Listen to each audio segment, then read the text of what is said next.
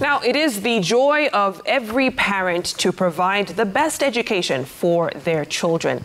But for Mercy Miriti, it has been a relentless struggle for the last 7 years. Mercy has been moving from one special school to another in search of the best education for her 9-year-old son, Bramwel Miriti.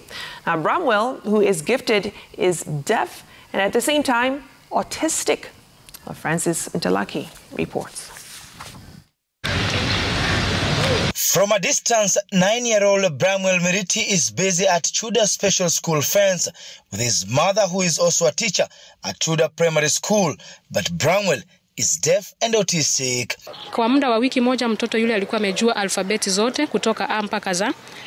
Akawa amezijua zote na kuendelea mpaka pale amefika.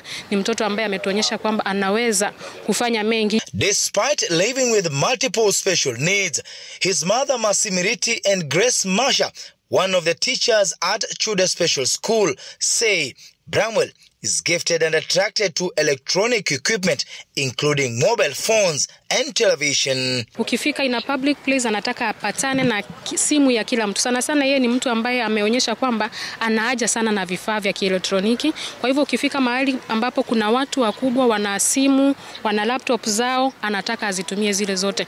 Na wale wengi hawajui ya kwamba ni mtoto mwenye ulemavu. Ukimwangalia physically unamwona ni mtoto ambaye yuko sawa. Ana ubunifu mwingi sana kati yake, anaweza kuandika maneno kiasi cha kuwa hata si ya mtoto wa miaka 9, hata wa darasa la 8.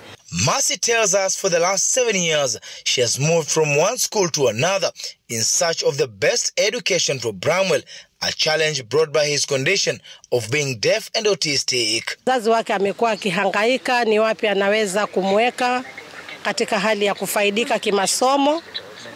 Alijaribu kumweka katika shule ya watoto walio na ulemavu wa kusikia, lakini sasa changamoto ni kwamba walimu wanashindwa kukabiliana naye kwa ile hali yake ya hyperactivity. It is not possible many times to place this one child in one environment, because schools are categorized as either a school for the hearing impaired, and therefore if you take this child to this school, there will be a limitation in terms of the need for catering for the needs of the autism tendencies.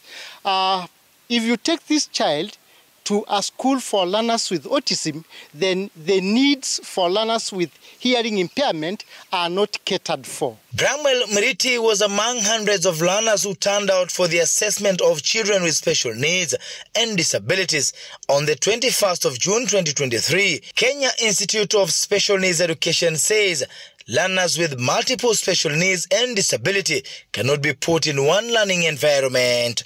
You now understand the preference of the child, you now drive towards that area. What am I saying? I'm saying this child, it may not be possible to teach everything to this child. So identify the unique need, drive to that area.